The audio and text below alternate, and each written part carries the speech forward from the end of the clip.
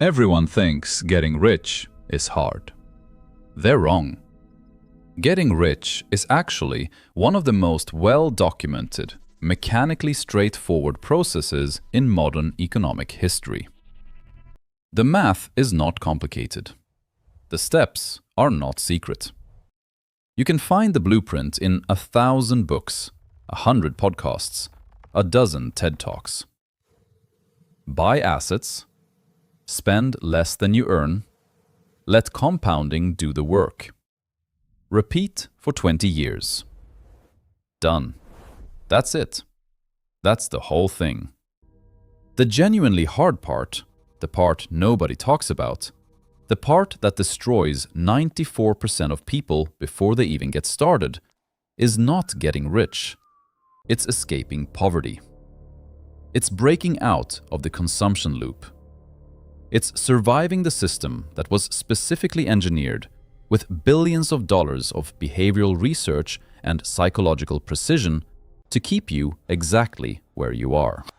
And the most elegant weapon in that system, the one that looks like a gift, the one that feels like freedom, the one that is marketed to you as flexibility and opportunity, is the installment plan. Buy now, pay later. 0% interest for 12 months. Just 4 easy payments of $49.99. No credit check required. Approved in seconds. This is not a financial product. This is a cage. And the bars are made of something far stronger than steel. They're made of dopamine, cortisol, cognitive load, and the fundamental physics of how money actually moves through a society stratified by class. Rich people don't hate installment plans because they're snobs. They don't avoid them because they're disciplined in some morally superior way. They hate them because they understand, viscerally, mathematically, almost physically, what installment plans actually do to a human being's relationship with time, money, and reality. And once you understand what they understand, you will never look at a flexible payment option the same way again. Let's start with physics, because this problem is, at its core, a physics problem. Imagine you're standing at the base of a gravity well. Not a metaphorical one, a real one, like the kind that exists around massive objects in space. The deeper you are in the well, the more energy it takes to move upward. Not linearly more energy, exponentially more. The relationship between depth and escape energy is not a straight line. It's a curve that bends sharply upward as you descend. This is not a metaphor for poverty. This is poverty. Mathematically, structurally, physically. The concept physicists use is called escape velocity. To leave Earth's gravitational field entirely, you don't just need to move upward. You need to reach a specific speed, approximately 11.2 kilometers per second, before the math starts working in your favor. Below that speed, gravity wins, every time, no matter how hard you push, no matter how sincere your effort. The rocket goes up, slows down, and comes back. The financial equivalent of escape velocity is the point at which your assets generate more income than your liabilities consume. Before that point, you are in the gravity well. You can work harder. You can hustle more. You can take on a second job, a third job, a side gig, a freelance project. And you will move upward, temporarily. But the moment you stop pushing with maximum force, the gravity pulls you back. Installment plans are gravity. They are the mechanism by which the financial system increases the depth of your well and reduces your effective thrust. Every time you sign up for a payment plan, you are not buying a product, you are selling a portion of your future velocity to the present moment. You are trading escape energy for the illusion of altitude. And here is the brutal, uncomfortable truth that the marketing never mentions. The people who design these systems understand escape velocity. They have PhDs in behavioral economics and applied mathematics. They know exactly how much thrust the average consumer has. They know exactly how many payment plans it takes to reduce that thrust below escape velocity. And they have optimized their products accordingly. This is not conspiracy. This is engineering. Now let's talk about the strafnavchod, the entry tax. The penalty for being at the bottom. There is a concept in literature, Terry Pratchett articulated it most memorably through a character named Sam Vimes, that describes what economists now call the poverty premium. The idea is devastatingly simple. A wealthy man buys a pair of boots for $50. They last 10 years. A poor man can only afford boots for $10. They last 1 year. Over 10 years, the poor man spends $100 on boots and ends up with wet feet. The rich man spends $50 and stays dry. Being poor is expensive. Not metaphorically, literally, mathematically, measurably expensive. But installment plans take this principle and weaponize it at scale. Consider the actual numbers. A television costs $800. A person with $800 in savings buys it once. Total cost $800. A person without $800 in savings uses a buy now, pay later service. 12 monthly payments of $75. Total cost $900. That's a 12.5% premium for the crime of not having money. But it gets worse. The person without $800 in savings is also, statistically, more likely to miss a payment. Miss one payment on most BNPL platforms, and the deferred interest, which was accumulating silently in the background, activates retroactively. Suddenly, the effective APR jumps to 26.99%. The $800 television now costs $1,100, $1,200, sometimes more. But we haven't even gotten to the real cost yet. The real cost is not the interest. The real cost is the cognitive tax. Research published in the journal Science in 2013, a landmark study by Sendil Mulainathan and Eldar Shafir, demonstrated something that should have fundamentally changed how we talk about poverty, but largely didn't. They found that the experience of financial scarcity consumes cognitive bandwidth. Not metaphorically, literally. The mental load of managing insufficient resources, tracking payments, calculating balances, worrying about due dates, making constant micro-decisions about allocation, occupies working memory in the same way that a demanding cognitive task does. The measured effect? A reduction in effective IQ of approximately 13 points. 13 points. That's the difference between average and below average. That's the difference between catching the error in a contract and missing it. That's the difference between negotiating your salary effectively and accepting the first offer. That's the difference between reading the fine print on the installment agreement and just clicking __, quote, _5, __. Every payment plan you carry is a tax on your intelligence. Not because you're stupid, because your brain is doing real work managing it. And that work crowds out other cognitive functions. The person juggling 4 installment plans is not the same cognitive agent as the person with 0. They are operating with a measurably diminished capacity for exactly the kind of strategic thinking that would help them escape the situation. This is the trap within the trap.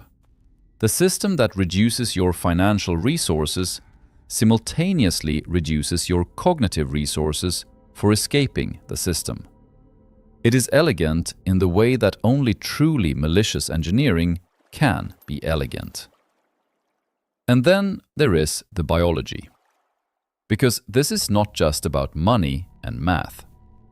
This is about what happens inside your skull when you live inside a payment cycle. The human brain was not designed for modern financial complexity. It was designed for the savannah. It was designed to respond to immediate threats, to seek immediate rewards, to conserve energy by defaulting to pattern recognition rather than deliberate analysis. These are not flaws. They were extraordinarily useful for 200,000 years of human evolution. They are catastrophically exploited by modern consumer finance. When you're under financial stress, when you're watching your bank balance, calculating whether the payment will clear, wondering if you can make it to the next paycheck, your body activates the same stress response it would activate if a predator were chasing you. Cortisol floods your system. Adrenaline spikes. Your prefrontal cortex, the part of your brain responsible for long-term planning, impulse control, and abstract reasoning, goes partially offline. Your amygdala, the ancient, reactive threat detection center, takes over. This is not a choice. This is not a character flaw. This is neurobiology. The prefrontal cortex is the part of your brain that would look at an installment plan and say, wait, let me calculate the total cost. Let me consider whether I actually need this. Let me think about what else I could do with this money over the next 12 months. The amygdala is the part that says, I want it, I can have it now, the monthly payment is small, do it. Financial stress systematically suppresses the voice that would protect you and amplifies the voice that would harm you. But here is where it gets even more insidious. Because the stress of financial scarcity doesn't just impair your decision-making in the moment of purchase. It creates a chronic state of low-grade cortisol elevation that, over time, physically remodels your brain. Chronic stress reduces the volume of the prefrontal cortex. It strengthens the neural pathways associated with reactive short-term thinking. It literally makes you, over time, more susceptible to exactly the kind of impulsive financial decisions that created the stress in the first place. And then there is dopamine. The moment you click quote 8 on an installment plan, your brain releases dopamine. Not because you made a good financial decision, because you resolved a tension. You wanted something. You couldn't afford it. Now you can have it. The tension is resolved. Dopamine flows. You feel good. This is the same neurochemical mechanism that drives gambling addiction, social media scrolling, and substance use. The brain doesn't distinguish between quote 9 and quote 10. It just registers, tension existed, tension is gone. Release dopamine. The installment plan industry has, whether intentionally or through evolutionary market pressure, created a product that is neurochemically addictive. The _quote_11__ model is specifically designed to minimize the psychological pain of spending, to separate the pleasure of acquisition from the pain of payment. And in doing so, it has created a mechanism for bypassing the brain's natural cost-benefit analysis. Rich people feel the pain of spending. That's not a bug, that's a feature. When a wealthy person writes a check for $800, they feel $800 leaving. The psychological weight of that transaction is proportional to its actual cost. When a person on an installment plan pays $75 a month, they feel $75 leaving. The psychological weight is 1/10 of the actual cost. This is not a neutral difference. This is the mechanism by which people consistently spend more than they intend, more than they can afford, and more than they would if they were paying in full. The pain of payment is a cognitive safeguard. Installment plans are specifically engineered to disable it. Now let's talk about what the wealthy actually understand about time, because this is where the real divergence happens. This is the fork in the road that separates the two trajectories. There are two ways to relate to future money. You can treat it as a resource to be deployed, or you can treat it as a resource already spent. The wealthy treat future money as a resource to be deployed. Every dollar they will earn next month is, in their mental model, available for investment, for opportunity, for strategic allocation. Their future income is a weapon they haven't used yet. The person on installment plans treats future money as already spent. Every dollar they will earn next month is already committed to the car payment, the phone payment, the furniture payment, the credit card minimum, the subscription they forgot to cancel. Their future income is not a weapon. It is a liability. It is a debt they owe to their past self's desires. This is not a small psychological difference. This is a fundamental difference in the structure of agency. When an opportunity appears, a business idea, an investment, a course, a tool that could generate income, the wealthy person looks at their future income and sees fuel. The person on installment plans looks at their future income and sees chains. The opportunity passes. Not because they lacked intelligence, not because they lacked ambition, because their future was already mortgaged. This is what economists call quote 12, and what I would call quote 13. The ability to respond to opportunity is itself a form of wealth, and installment plans systematically destroy optionality. Every payment plan you sign is a vote against your future self's ability to act. You are not just spending money, you are spending freedom. The wealthy understand this intuitively. They have internalized the concept that every dollar committed to a payment plan is a dollar that cannot be deployed toward an asset. And assets, things that generate income, things that appreciate, things that work while you sleep, are the only mechanism by which the math eventually starts working in your favor. A $75 monthly payment on a television is not just $75. It is $75 that is not going into an index fund. Over 10 years, at a conservative 8% annual return, that $75 per month becomes approximately $13,800. The television, which cost $900 in total payments, actually cost $13,800 in opportunity cost. The person who bought it on installments didn't just pay a 12.5% premium, they paid a 1,433% premium, measured in the currency that actually matters: future financial freedom. This is the math that the wealthy do automatically. This is the math that the installment plan industry is specifically designed to prevent you from doing. Let's go deeper into the social architecture of this system. Because it doesn't operate in isolation. It operates within a web of cultural norms, social pressures, and identity constructs that make it almost impossible to resist without a deliberate, almost violent act of cognitive rebellion. The installment plan is not just a financial product. It is a social technology. It is a mechanism for translating social pressure into financial obligation. Consider the context in which most installment plans are signed. You are in a store or on a website at the moment of maximum desire.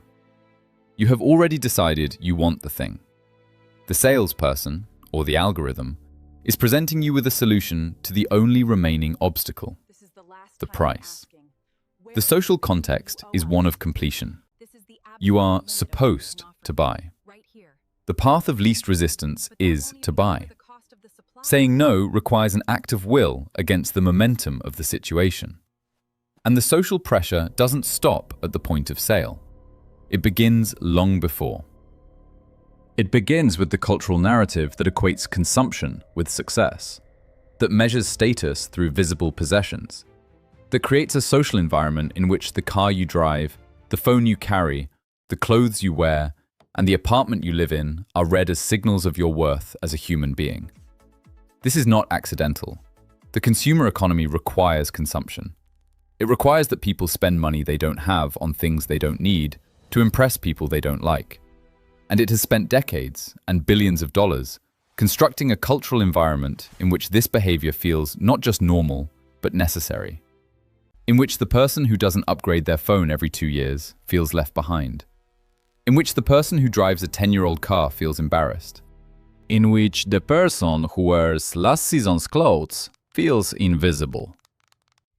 The installment plan is the financial infrastructure that makes this cultural pressure actionable. Without it, the gap between desire and affordability would create a natural brake on consumption. With it, that gap disappears. The desire is immediately satisfiable. The pain is deferred. The social pressure is relieved. And the financial trap closes. Rich people are largely immune to this pressure, not because they are better people, because they have already satisfied the social signaling function through actual wealth. They don't need to signal status through consumption, because their status is established through ownership of businesses, of assets, of investments that generate income. Their identity is not constructed through what they buy. It is constructed through what they own and what they build. The person in the consumption trap is trying to buy an identity that the wealthy have already built. And they are paying a premium in interest, in cognitive load, in lost optionality, in reduced IQ, for the privilege of renting a facsimile of that identity month by month. There is a phenomenon in social psychology called the crab bucket effect. If you put one crab in a bucket, it will climb out. If you put many crabs in a bucket, none of them will escape. Not because the bucket is too deep, but because every time one crab starts to climb, the others pull it back down. Not out of malice, out of the instinctive, reflexive behavior of creatures in a shared trap. Human social networks operate on the same principle. Not out of malice. Out of something more subtle and more powerful. The need for social consistency.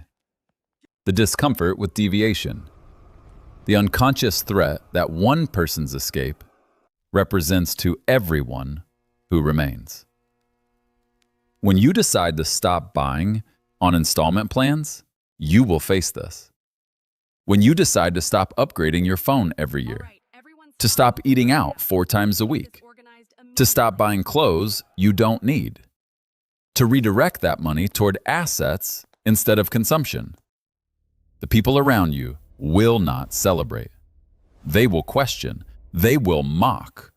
They will say, you've become boring, cheap, antisocial. They will invite you to things you can't afford and make you feel the social cost of your choices. This is not because they are bad people. It is because your choices implicitly critique theirs.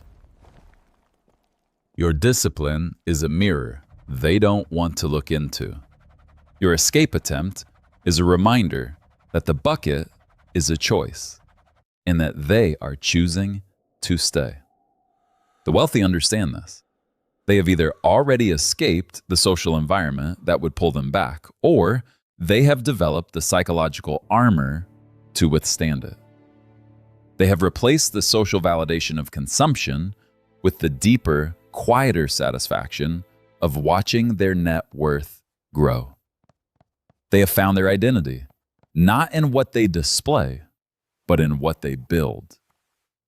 This transition from consumption identity to creation identity is perhaps the most difficult psychological shift in the entire process of financial transformation.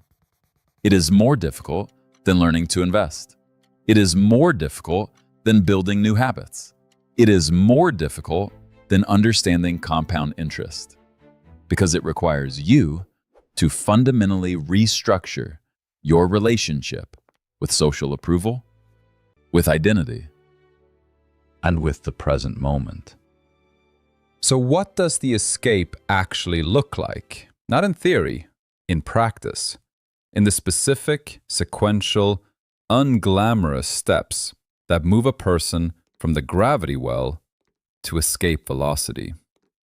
The first phase is what I call the monk mode, and it is exactly as uncomfortable as it sounds. Monk mode is not about deprivation for its own sake. It is about a specific, temporary, radical reduction in cognitive load and financial obligation. It is about creating the conditions under which your brain can actually function at full capacity. The capacity that has been suppressed by cortisol, by cognitive bandwidth consumption, by the constant low-grade stress of managing a life built on deferred payments. In practical terms, monk mode means this. You stop. You stop acquiring.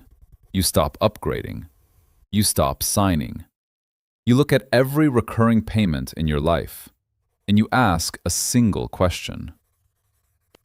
Does this generate income, or does it consume it? Everything that consumes income and does not generate it is a candidate for elimination. This is not about living in poverty. It is about temporarily reducing your financial surface area, the number of obligations, commitments, and payment cycles that are consuming your cognitive resources, so that you can think clearly enough to build something different. The research on cognitive bandwidth is unambiguous. The moment you reduce financial stress, cognitive function improves. Not gradually, rapidly. The prefrontal cortex comes back online. Long-term thinking becomes possible again. You start to see options that were invisible when you were in survival mode. This is the first and most important step. Not because it generates wealth directly, but because it restores the cognitive capacity that wealth building requires. The second phase is what I call building the moat. And this is where the strategy diverges most sharply from conventional career advice. The conventional advice is to become excellent at one thing. Specialize. Develop expertise. Become the best in your field. This is not wrong, exactly, but it is incomplete in a way that is almost as dangerous as being wrong. The problem with single-skill specialization is that it creates a commodity. If you are excellent at one thing that many other people are also excellent at, you are competing in a market, and markets are efficient. They drive prices, including the price of your labor, toward the minimum that the supply-demand balance will support. The moat is built differently. It is built by combining 2 or 3 skills in a way that creates a unique intersection, a space where very few other people operate. The combination doesn't have to be extraordinary. Each individual skill can be merely good, but the combination creates something rare. Scott Adams, the creator of Dilbert, articulated this principle clearly. He was not the funniest person in the world. He was not the best artist in the world. He was not the deepest business thinker in the world. But he was in the top 25% of all 3. And the combination of those 3 skills in that specific intersection made him one of the most successful cartoonists in history. The moat is not about being the best. It is about being the only. And the only way to be the only is to occupy an intersection that others haven't thought to occupy. This matters in the context of installment plans and financial escape because the moat is the mechanism by which you increase your income without proportionally increasing your time. A commodity skill earns a commodity wage. A unique intersection earns a premium. And the premium is what creates the surplus, the gap between income and expenses that can be redirected toward assets. Without the surplus, there is no escape. You can work harder, you can work longer, but if every additional dollar you earn is immediately consumed by the payment cycle, you are running on a treadmill. The moat is how you get off the treadmill. The third phase is the one that most people find most counterintuitive. It is the deliberate, strategic management of your social environment. Not the elimination of relationships, not the rejection of community, but the conscious recognition that the people you spend the most time with are the single most powerful determinant of your financial behavior. More powerful than your income, more powerful than your education, more powerful than your intelligence. Jim Rohn's observation that you are the average of the 5 people you spend the most time with is not a motivational platitude. It is a description of a neurological reality. Human beings are social animals.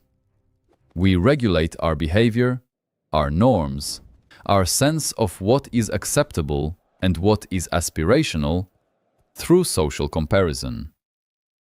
We look at the people around us and we calibrate.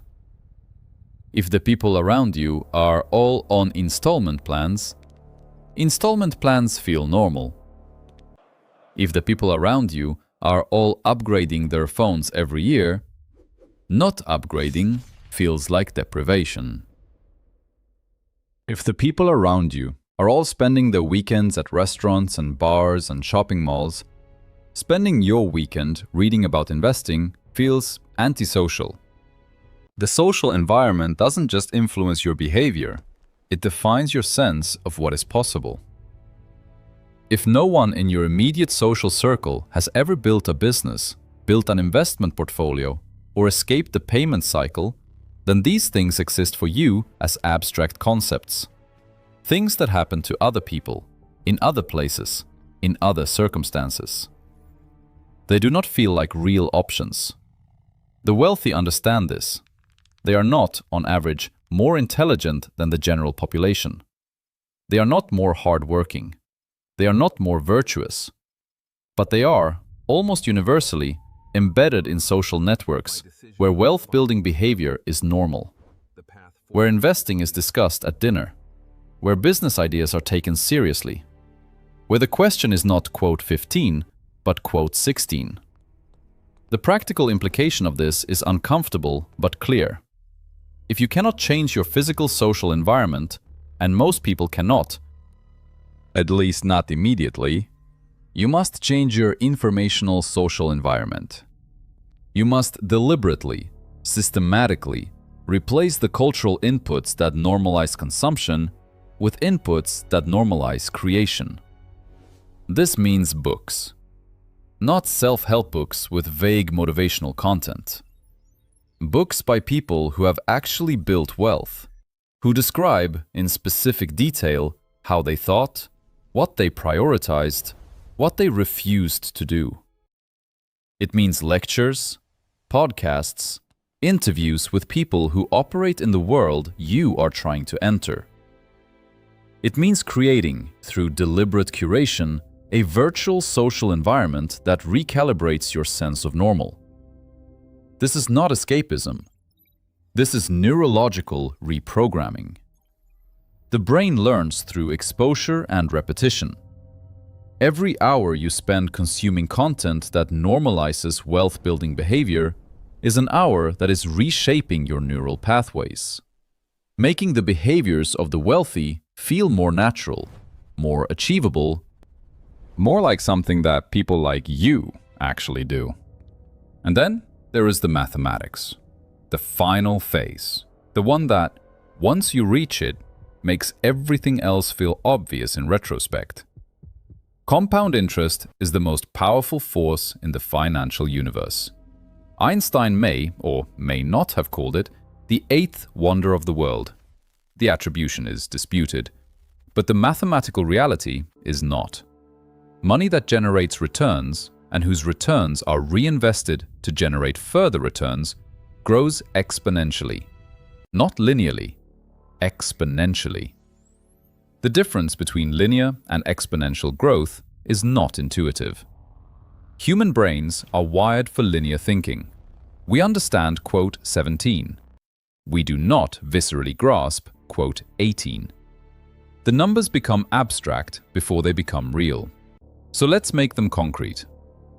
A person who invests $500 per month starting at age 25, earning an average annual return of 8%, will have approximately $1.75 million by age 65. The total amount they invested, $240,000. The total growth, $1.51 million. They made more than 6 times their investment in growth alone. A person who starts the same investment at age 35, 10 years later, will have approximately $745,000 by age 65.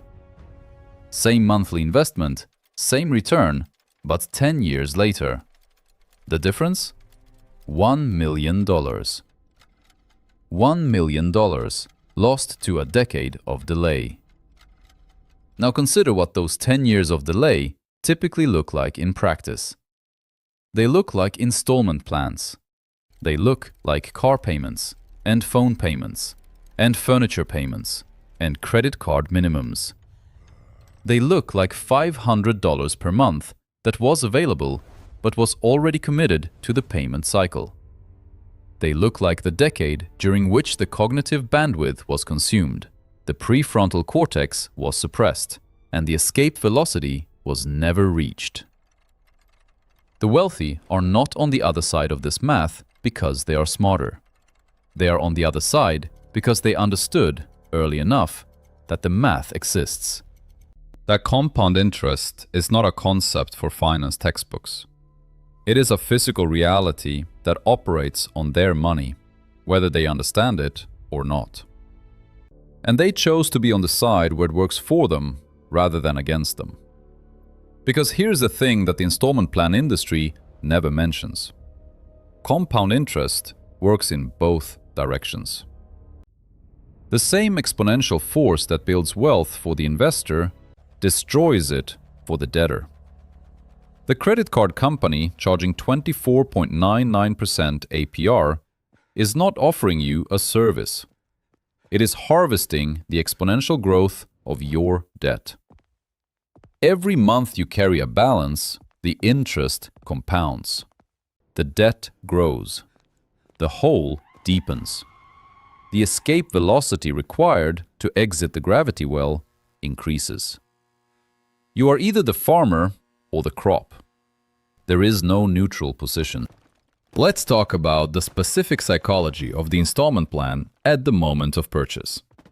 Because this is where the trap is set, and understanding the mechanism is the first step to disabling it. The behavioral economics research on payment decoupling is extensive and unambiguous. When the pain of payment is separated from the pleasure of acquisition, either in time, as with deferred payment plans, or in magnitude, as with small monthly installments, spending increases. Not slightly, dramatically. Dražen Prelec and Duncan Symester at MIT demonstrated this in a now famous experiment. They auctioned tickets to sold-out sporting events. Half the participants were told they would pay by cash. Half were told they would pay by credit card. The credit card group bid, on average, twice as much. Same tickets, same people, different payment mechanism. The psychological pain of spending $200 in cash is greater than the psychological pain of spending $200 on a credit card. even though the financial reality is identical. Installment plans take this effect and amplify it by an order of magnitude. The psychological pain of paying $75 per month is not 1/10 of the pain of paying $750 upfront. It is approximately 1/20th. Because the monthly payment is small enough to fall below the threshold of significant financial decision-making. It feels like a rounding error. It feels like something you can absorb without changing your behavior. This is the design. This is the feature, not the bug. The wealthy person who pays $750 upfront feels $750 leaving. They feel the weight of that decision. They ask themselves whether the thing is worth $750. They compare it to other things they could do with $750. They make a deliberate, conscious, fully informed financial decision. The person on the installment plan feels $75 leaving. They ask themselves whether the thing is worth $75 per month. The answer is almost always yes, because $75 per month is almost always affordable in isolation. The question they are not asking, the question the system is specifically designed to prevent them from asking, is whether the thing is worth $900 total, plus the opportunity cost of 12 months of $75 that could have been invested. This is not a failure of intelligence. It is a failure of framing, and the framing is controlled by the seller. The antidote is simple in principle and difficult in practice. Always convert installment prices to total cost before making a decision. Always ask, what is the full price? What is the total interest? What is the opportunity cost of this money over the payment period? What could I do with this money if I didn't spend it? This sounds obvious. It is obvious. And yet the research consistently shows that even financially sophisticated people fail to do it consistently because the cognitive environment at the point of purchase is specifically designed to prevent it. The salesperson is trained to redirect you to the monthly payments. The website is designed to display the monthly payments prominently and the total cost in small print. The entire architecture of the transaction is optimized to keep your attention on the small number and away from the large one. Knowing this doesn't make you immune, but it gives you a fighting chance. There is one more dimension to this that almost never gets discussed, and it is perhaps the most important one. Installment plans don't just affect your finances, they affect your identity. They affect your sense of who you are and what you are capable of. Every time you sign an installment plan, you are making a statement about yourself. Not consciously, not deliberately, but at the level of identity, at the level of the story you tell yourself about your relationship with money and the future. You are saying, I cannot wait. I cannot save. I cannot defer gratification. I need it now, and I will pay for that need later. This is not a neutral statement. It is a self-fulfilling prophecy. The brain is a pattern recognition machine. It looks at your behavior and draws conclusions about your character. Every installment plan you sign reinforces the neural pathway that says, this is who I am. I am someone who buys on credit. I am someone who lives in the present at the expense of the future. I am someone for whom saving is not a realistic option. And once that identity is established, once the story, I am not someone who saves, is embedded in your self-concept, it becomes extraordinarily difficult to behave differently. Because behaving differently requires acting against your identity. And acting against your identity is one of the most psychologically costly things a human being can do. The wealthy have the opposite identity. They are people who save. They are people who invest. They are people who defer gratification. This is not a moral superiority. It is a self-concept that was established, usually early in life, through a combination of environment, modeling, and experience.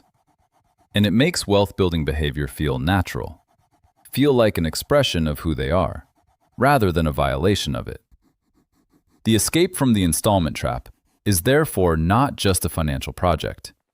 It is an identity project.